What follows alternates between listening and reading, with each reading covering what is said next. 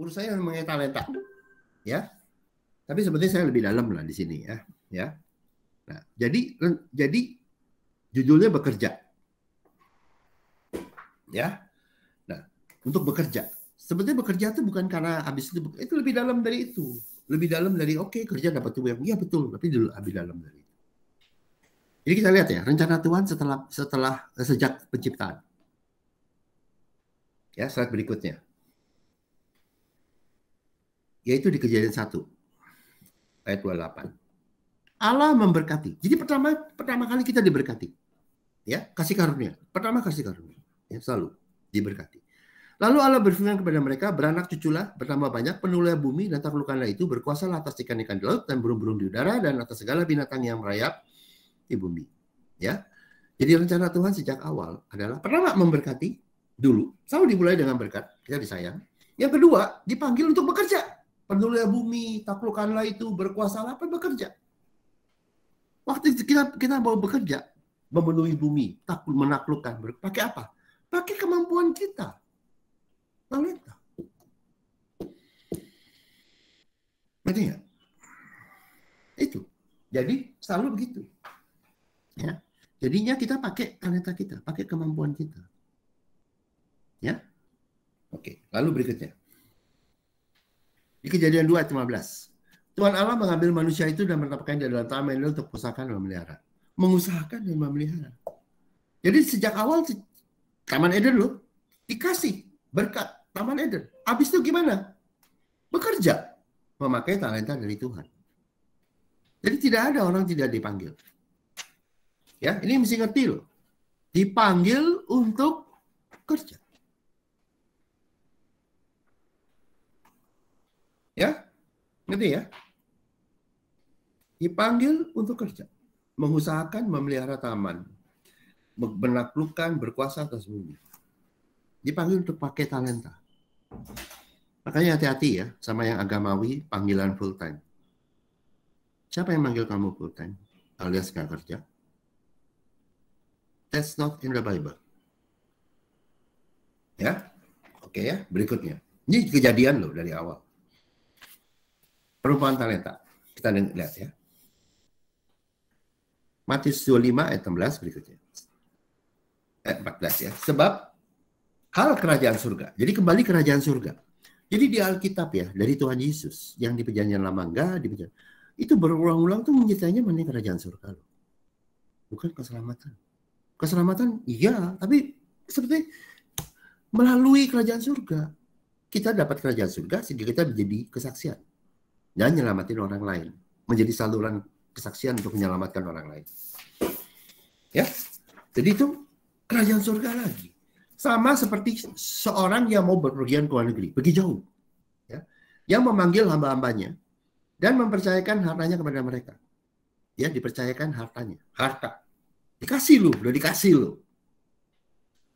Semua diberikan kasih karunia. Semua diberikan benih kerajaan surga.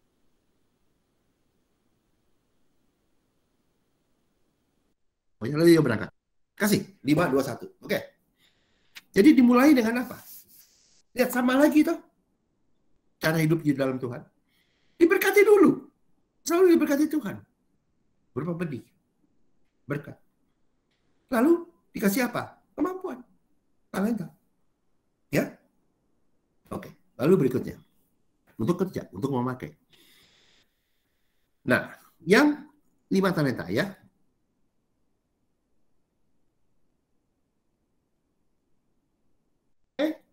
Ia menjalankan uang itu. Ya. Jadi itu harta ya. Uang. Ya.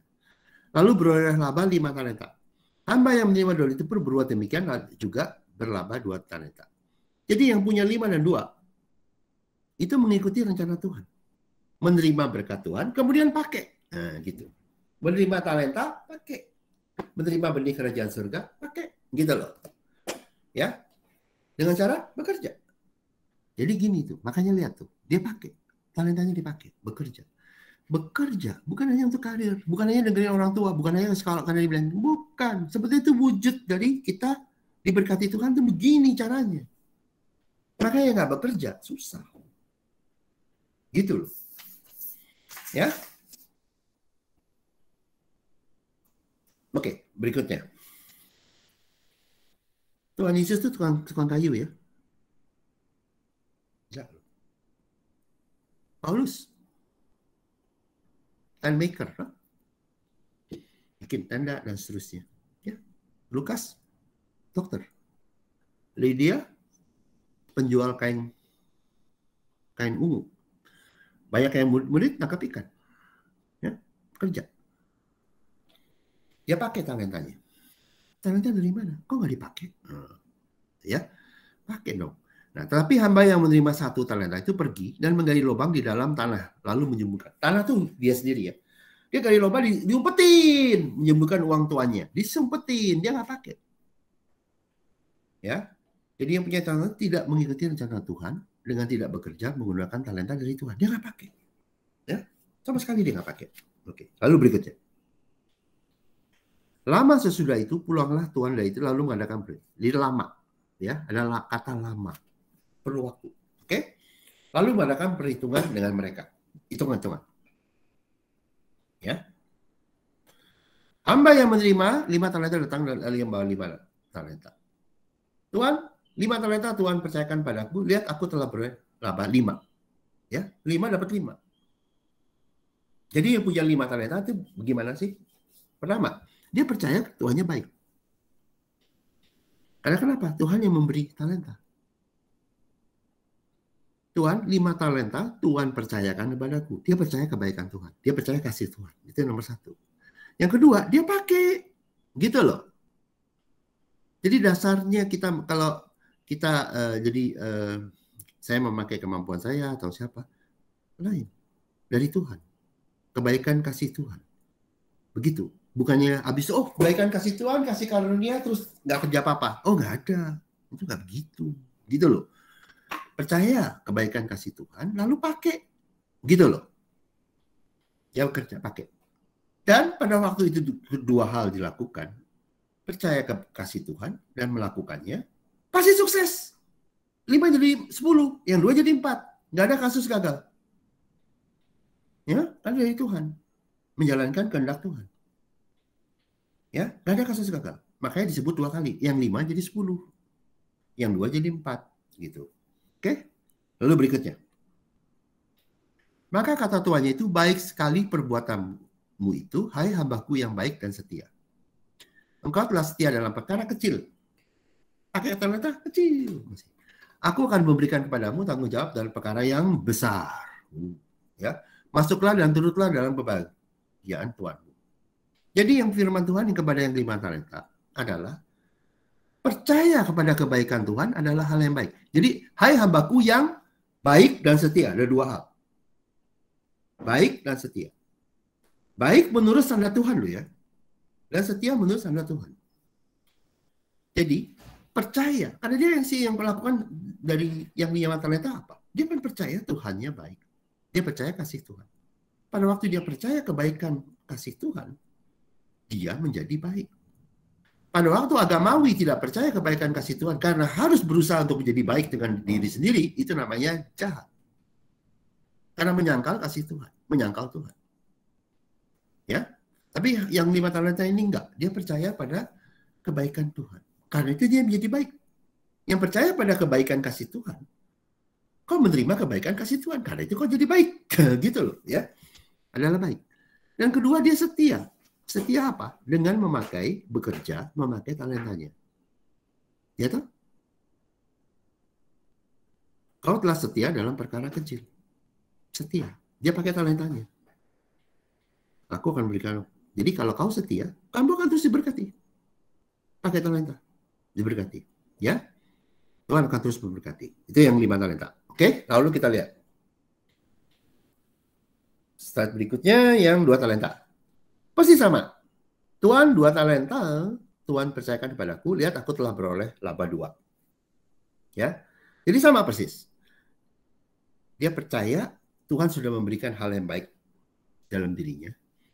Karena dia jadi orang baik di mata Tuhan loh. Berikutnya, dia mau bekerja memakai talentanya. Nah, dapat. Sama. Oke. Hidupnya tambah. Jadi 2 jadi 4. Oke. Maka sukses. Lalu berikutnya. Ayat berikutnya. Maka kata Tuhan itu, baik sekali, sama. Hai hambaku yang baik dan setia. Engkau telah setia memikul tanggung jawab dalam perkara kecil. Aku akan memberikan kepadamu tanggung jawab dalam perkara yang besar. Masuklah dan turunlah dalam kebahagiaan Tuhanmu. Jadi percaya kepada kebaikan Tuhan adalah hal yang baik. Yang kedua, setia bekerja pakai talentanya. Ini ya, jadi begini. Makanya ya, kalau di agamawi ada dua kesalahan ya. Kalau yang Calvinis, dia tak pikirannya, oh Tuhan lu sentuhin semua, lu jadi kaya, jadi apa. Nah, gitu loh. Gitu loh. Kamu nggak usah kerja apa-apa. Tuhan yang nentuin semuanya. Loh. Gitu loh. Nggak gitu. Tuhan menentukan dengan menentukan, memilih semua, iya betul dikasih talenta. Tapi kalau kamu nggak pakai, ya udah. Gitu aja. Nggak bertumbuh. Makanya Calvinis ngaco. Habis yang Pentakosta, Arminian juga sama, kehendak bebas. Tuhan di mana nggak peduli, Tuhan udah kasih kamu yang berusaha. Ngaco lu. Yang depannya percaya kasih Tuhan, lalu pakai kasih Tuhan yang Tuhan kasih. Bukannya pakai dirimu seakan-akan dirimu Tuhan udah kasih loh. Tuhan udah kasih. Oh bisa bilang sama Tuhan lagi. Tuhan nggak bisa cabut loh yang Tuhan udah kasih. Siapa yang ngasih lu kehendak bebas? Gitu loh. Orang dibilangin lu pada waktu makan buah pengetahuan baik kau akan mati. Mati itu bukan kehendak bebas apanya. Gitu loh. Jadinya dua itu ngaco. Yang benar percaya kasih Tuhan. Kemudian pakai kasih Tuhanmu. Hidup dalam kasih Tuhanmu. Bekerja. Gitu loh. Do something. Bekerja dalam situ. Ya. Lalu berikutnya. Nah, ini yang satu. Kasih lihat. Ini datanglah juga hamba yang satu talenta itu berkata, Tuhan, aku tahu bahwa Tuhan adalah manusia yang kejam, yang menuai di tempat di mana Tuhan tidak menabur, dan yang memungut dari tempat di mana Tuhan tidak menanam. Jadi kalau Tuhan bukan yang menuai, dan Tuhan bukan yang menanam, berarti manusia toh? Itu namanya siapa? Itulah teologi kehendak bebas tuh, manusia yang kerja, Tuhan yang dapat. Itu namanya jahat. Ya.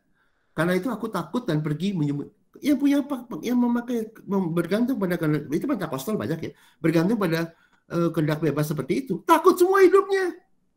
Pasti dia takut. Takut sampai sekarang. Takut apa? Itu ada rapture loh. Takut loh. Nanti lu nggak naik ke surga dapat pencobaan. Takut. Yes, terjadilah sesuai imanmu. Karena memang kenapa? Ya teologianya ngaco. Dia takut. Dan pergi menyembunyikan talenta Tuhan dalam tanah. Kalau takut, dia gemetar. Orang kalau takut gimana? Nggak bisa kerja. Diem aja. Nggak pakai kasih Tuhan. Nggak bisa. Orang yang takut. Kalau yang di dalam kasih, nggak takut. Makanya Yohanes 14 ayat 1. Jangan gelisah. Percayalah kepada Allah. Percayalah kepada aku. Jangan takut. Jangan gelisah. Yang pakai percaya kasih Tuhan. Nggak takut. Yang takut berarti nggak percaya kasih Tuhan. Begitu. Dia sembunyiin tuh kasih Tuhannya, nggak dipakai. Ini terimalah kepunyaan Tuhan. Jadi yang punya satu talenta perlu ketakutan karena dia melihatnya Tuhan adalah Tuhan yang kejam. Tuhan yang berhitungan, Tuhan yang kejam. Dan Tuhan yang nggak kerja tapi dapat. Ada di manusia yang bekerja. Itu adalah manusia-manusia seperti itu. Dia penuh ketakutan. Sampai hari ini, agamawi, penuh ketakutan. Dan tidak mau bekerja menggunakan talentanya. Talentanya, maksudnya dalam hal ini, kan wujud kasih Tuhan. Dia nggak pakai, karena dia takut. Orang dia percaya diri sendiri kok. Jadi dia nggak pakai kasih Tuhan. Itulah dia. Ya. Satu talenta itu dia nggak pakai. Itu padahal yang penting, kasih Tuhan. Dia nggak pakai. Ya, tidak menggunakan wujud kasih Tuhan dalam hidupnya. Oke, lalu berikutnya. Slide berikutnya, ya, Matius, ya. Maka jawab tuannya itu, hai kamu hamba yang, ada dua ya, jahat dan malas. Jahat dan malas. Jadi kamu sudah tahu bahwa aku menuai di tempat yang dimana aku tidak menabur dan menumbuh dari tempat di mana aku tidak menanam. Ya, bukan Tuhan begitu loh. Cuma Tuhan, kamu pikirannya begitu? Nah, begitu sekarang. Karena itu sudahlah seharusnya uang itu kau berikan kepada orang yang menjalankan uang supaya kembalinya aku menerimanya serta dengan bunganya. Ya, jadi yang punya 1 talenta itu punya 2 kekurangan. 1 disebutnya jahat. Kenapa dia jahat? Karena dia tidak percaya akan kebaikan kasih Tuhan. Dia pikir saya harus kerja. Tuhan dan saya harus bertanggung jawab ke Tuhan. Hati-hati lu. Banyak teologi ngajarin kamu harus udah selamat harus bertanggung jawab. Lu hati-hati. You kalau berpikir bahwa you harus bertanggung jawab ke Tuhan, berarti Tuhan itu bukan kasih. Berarti penyangkal kasih Tuhan. Berarti menyangkal Tuhan. Itu namanya jahat. Karena nggak ada punya kasih Tuhan, ya kamu artinya apa? Ya kamu orang berdosa yang jahat. Yang harus dibunuh, dirajam dalam hukum Taurat. Yang kedua, malas. Karena tidak mau menggunakan talenta yang Tuhan berikan. Tidak mau memberikan wujud kasih Tuhan. Ya kayaknya kecil, dia nggak mau pakai. 1 talenta dia nggak mau pakai. Ya, yang sudah diberikan, dia nggak mau pakai. Dia nggak pakai. Jadi dia tidak bergantung sama kasih Tuhan. Sebutnya malas. Nggak pakai yang Tuhan berikan. Lalu, saat berikutnya, ayat berikutnya. Sebab itu ambillah talenta itu daripadanya dan berikanlah kepada orang yang punya 10 talenta itu. Ya, diambil. Karena kenapa Tuhan ambil? Oh, Tuhan ambil. Oh, Tuhan nggak setia dong. Enggak, lu nggak pakai ya hilang. Gitu aja. Yang 1 talenta. Nggak dipakai ya kasih Tuhan. Kamu nggak pakai. Ya sudah. Siapa yang maksa? Kasih nggak pernah tidak mementingkan diri sendiri. Bukan kehendak bebas. Kasih tidak pernah maksa. Hanya melamar, nggak maksa. Gitu loh. Ya. Nah, tapi yang penting ini. Berikanlah kepada orang yang punya 10 talenta. Ini dia. Tuhan nggak bilang yang tadinya punya 5. Dia bilangnya sekarang udah punya 10 dia tuh. Jadi yang 5 tuh sekarang udah punya 10. Dan dilihat di mata Tuhan udah punya 10 bukan 5. Jadi yang tadinya 5 sekarang punya 10. Di mata Tuhan. Kenapa? Karena telah percaya atas kebaikan Tuhan. Dan telah setia dengan bekerja menggunakan talenta dari Tuhan. Jadi dia sudah mencicipi kasih Tuhan. Udah makan dan mencicipi. Ini penting nih. Dia bukan bayi. Dia bukan anak kecil. Dia bukan anak muda. Dia sudah mengenal Tuhan sejak dahulu kala. Dia adalah Bapa. Karena dia sudah mencicipi. Mengenal. Kecaplah dan lihatlah. Bukan lihatlah dan kecaplah. Taste and see. Taste. Dia udah makan. Bapa. Bapa adalah apa? Karena telah mengenal Tuhan sejak dahulu kala. Telah mengenal kebaikan Tuhan. Ini sudah menerima. Makanya udah jadi 10. Dia sudah dapat 10. Baru dapat yang 1. Yang 1 itu apa? Itu talenta yang 1. Yang dia nggak miliki. Jadi bentuknya, jenisnya yang 1 itu yang dia nggak punya. 5 itu berkat, dipakai jadi 10. Anggap nggak? Yang 1 yang dia nggak punya. Jenis talenta itu. Ya? Tapi dapatnya kapan? Setelah pakai.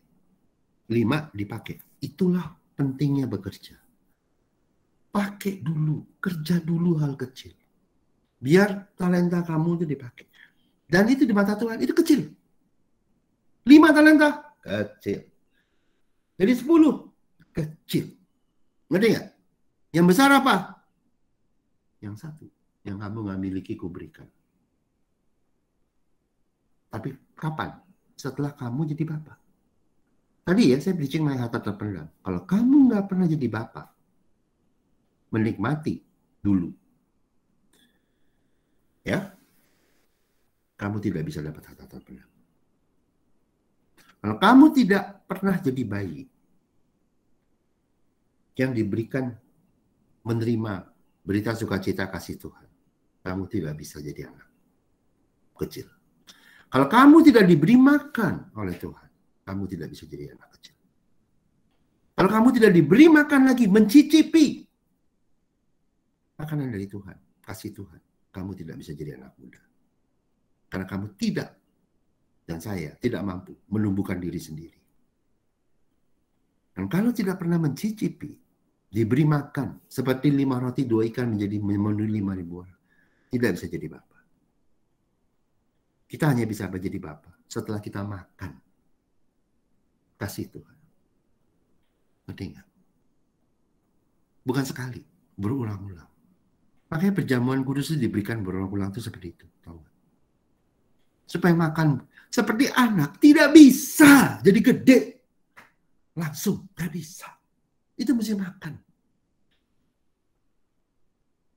Ngerti nggak? Haknya, statusnya dapat. Tapi prosesnya makan itu perlu.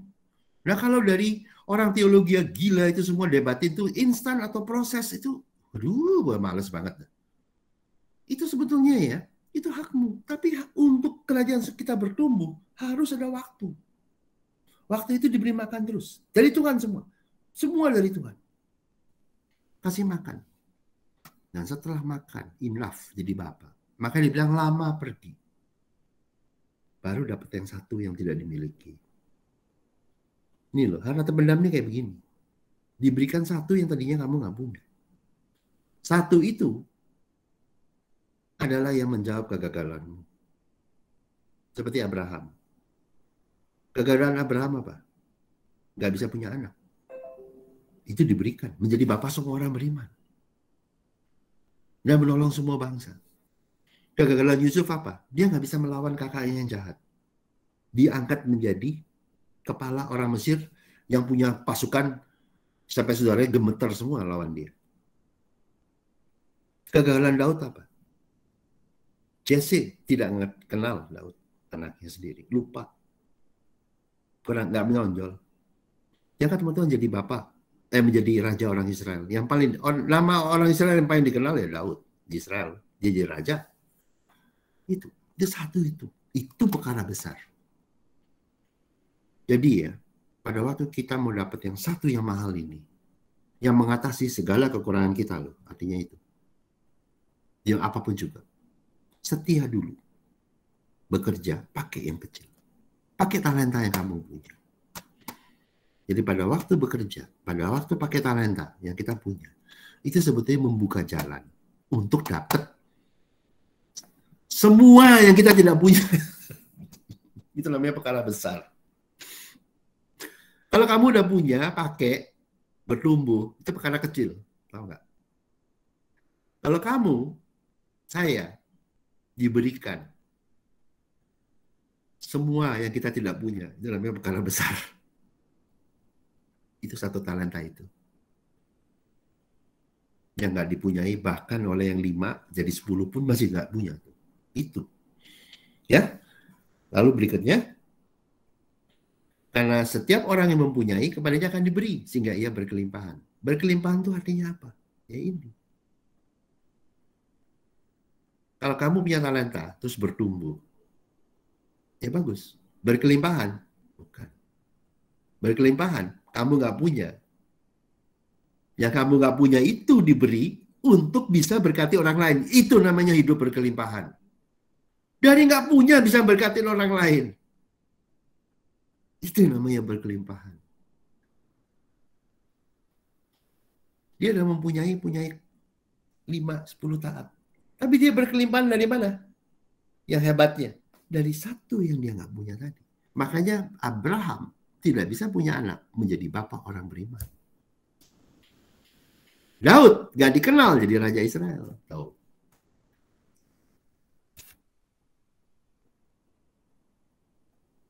Yusuf nggak bisa mengatasi kejahatan kakak-kakaknya. Bisa menjadi sumber atau menjadi saluran kebaikan untuk kakak-kakaknya. Itu namanya berkelimpahan. Dari nggak punya, menjadi berkelimpahan.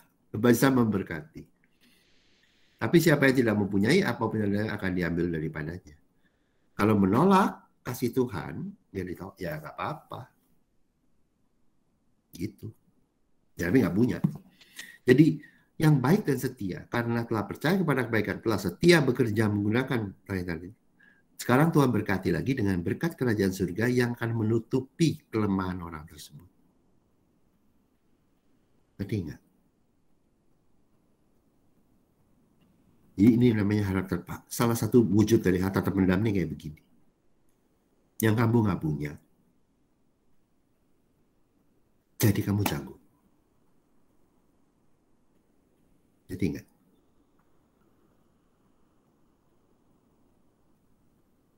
Petrus paling tidak bisa nulis. Mungkin kurang pandai. Ya, nggak punya dia kemampuan menulis. Kemampuan untuk itu. Tuhan berikan apa? Kalau you baca Injil Markus adalah Injil yang pertama ditulis di Alkitab. Dari 4 buku Injil Markus oleh Yohanes Markus. Siapa Yohanes Markus? Yohanes Markus itu anaknya dari ibunya. Ibunya adalah pemilik rumah di mana Petrus sering khotbah. Yang Yohanes Markus itu catat omongannya Petrus. Injil Markus bisa juga dibilang Injil Petrus. Dari yang nggak bisa nulis, dipakai menjadi penulis pertama kitab Injil bagi dunia.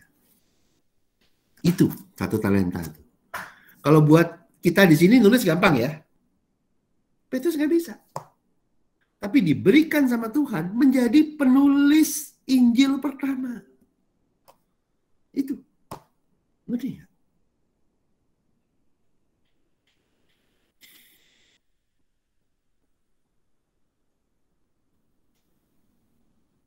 Yohanes, murid Yohanes. Ini tahu nggak dia nggak punya apa? Dia disebutnya Son of Thunder, anak halilintar. Marahan terus. Dia nggak bisa mengasihi. Kurang bisa. Pakai diem aja. Marah dia, anak halilintar, Yohanes. Dia nggak punya kemampuan mengasihi. Tapi sama Tuhan. Satu talenta tadi. Buat orang lain mungkin gampang mengasihi ya. Buat dia nggak gampang. Anak halilintar. Kasih sama Tuhan. Yang satu ini, perkara besar, dikasih. Setelah dia setia dulu ikut Tuhan. Menjadi apa? Rasul kasih. Yang menciptakan Tuhan adalah kasih. Yohanes. Yang memberikan perintah baru. Kasihlah satu sama yang lain seperti aku telah mengasihimu. Yohanes, melalui Yohanes. Satu itu yang mahal. Ngerti nggak?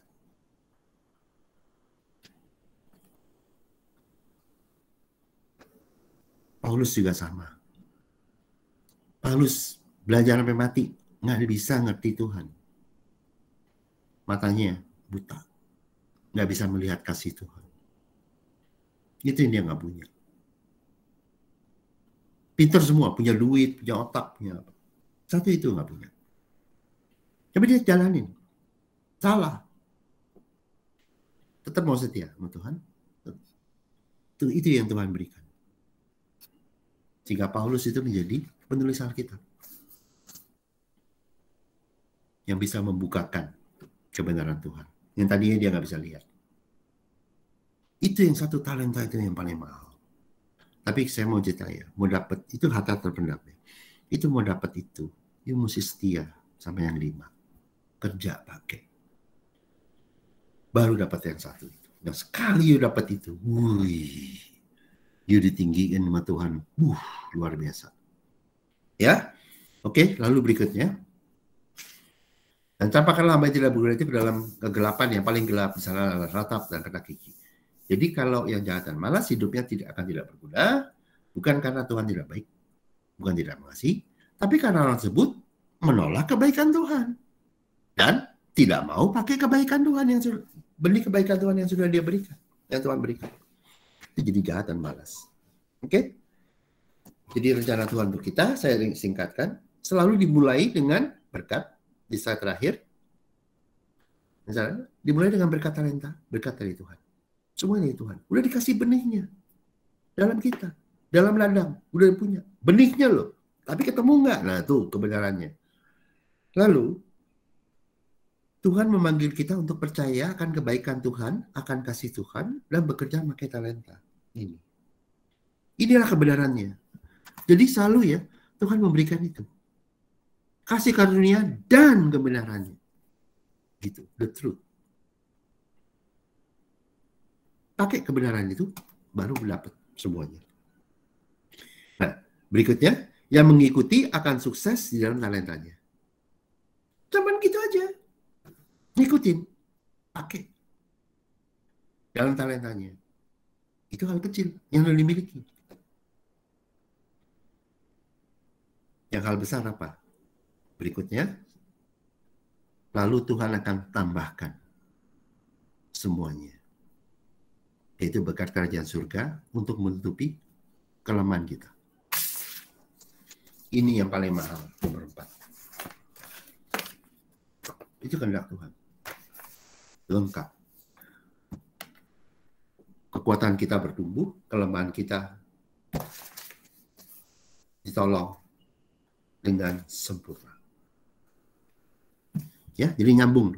Ya, harta terpendam, berkat kerajaan surga, talenta, itu seperti itu. Yang mahal itu yang kita nggak punya, tapi Tuhan berikan. Itu perkara besar. Itu harta terpendam. Tapi nggak bisa loh, langsung ke situ. Benihnya, kebenarannya, janjinya, semua dalam kita. Tapi harus percaya kasih Tuhan dan makan. Kalau di agamawi, kamu percaya baru terima. Kamu percaya, kamu makan, baru kamu tumbuh. Karena yang bisa menumbuhkan dia. Kalau di agamawi, percaya, pompa terus.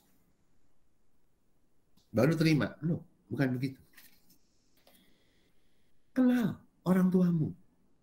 Lalu terima makan. Seperti bayi dan anak kecil dari orang tuamu. Kau akan bertumbuh. Itu kerajaan surga. Itu Tuhan. Kalau agamawi, kamu bayi, anak kecil. Kamu harus kerja keras supaya kamu tumbuh besar. Gue bilang ya. Gitu loh.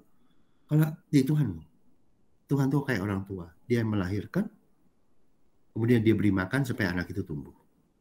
Setelah anak itu tumbuh, baru anak itu terima hal-hal yang si anak itu nggak punya. Dia terima harta orang tuanya yang luar biasa yang dia nggak pegang, nggak punya waktu dia anak. Itu harta terpendam. Itu 1 talenta yang 10 aja nggak punya.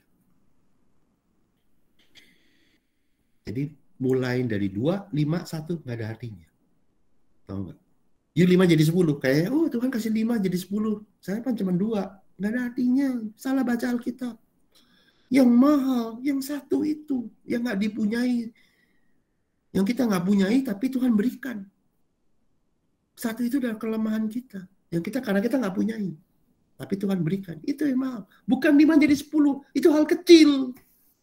Hal besar. Yang kamu nggak punya, kamu jadi juara di situ dan melimpah. Ingat. Beda ya? Itu harta terpendam. Bukan waktu kau lahir. Enggak.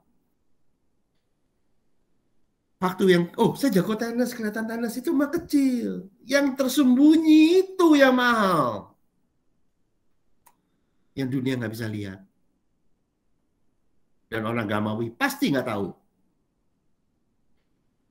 Dan kita sendiri pun perlu Tuhan sadarin dan tumbuh baru bisa lihat. Tapi orang yang menerima luar biasa. Nanti kehendak Tuhan untuk semua orang. Kita tutup dalam doa ya. Bapa di surga, terima kasih Yesus, kebaikan pertolongan-Mu dan kesulitan yang Kau ditinggikan, Kau yang dimuliakan. Dan biarlah berkat-Mu ya Tuhan, Kau sampaikan kepada kami melalui makanan daripada Engkau yang menumbuhkan kami. Dan segala puji hormat hanya bagi Engkau. Dalam nama-Mu kami meninggikan nama-Mu. Amin.